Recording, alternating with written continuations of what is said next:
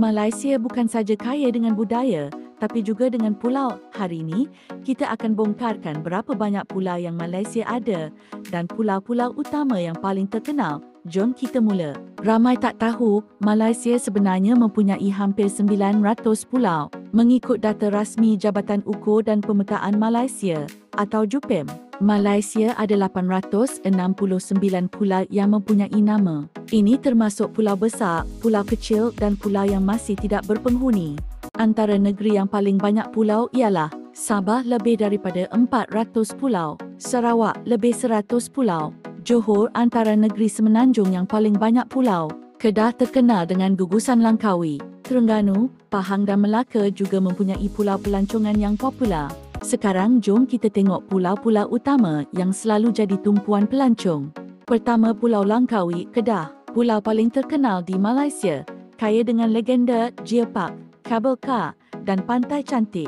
2. Pulau Tioman, Pahang. Antara pulau tercantik di dunia, sesuai untuk menyelam, mendaki dan percutian tenang.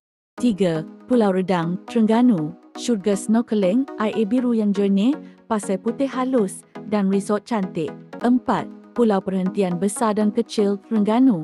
Pilihan backpacker, sesuai untuk scuba diving, aktiviti pantai dan santai di malam hari. 5. Pulau Sipadan, Sabah. Diiktiraf antara top 5 diving spots dunia. Terkenal dengan penyu, berkuda dan coral wall. 6. Pulau Mabul, Sabah. Terletak dekat Sipadan, popular dengan penginapan water chalet yang viral. 7. Pulau Banggi, Sabah. Pulau terbesar di Malaysia. Kurang pelancong tapi penuh potensi ekopelancongan. 8. Pulau Pangkok, Perak. Terkenal dengan ikan bilis, kilang sate ikan, pantai cantik dan kota Belanda. 9. Pulau Besar, Johor. Pemandangan Maldives vibe dengan air jernih dan resort yang damai. 10. Pulau Dayang Bunting, Kedah.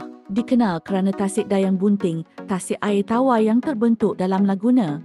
Tahu tak, banyak pulau di Malaysia dahulu tak ada nama dan ada yang baru diberi nama secara rasmi beberapa tahun lalu. Dan ada juga pulau yang hadir hanya semasa air surut.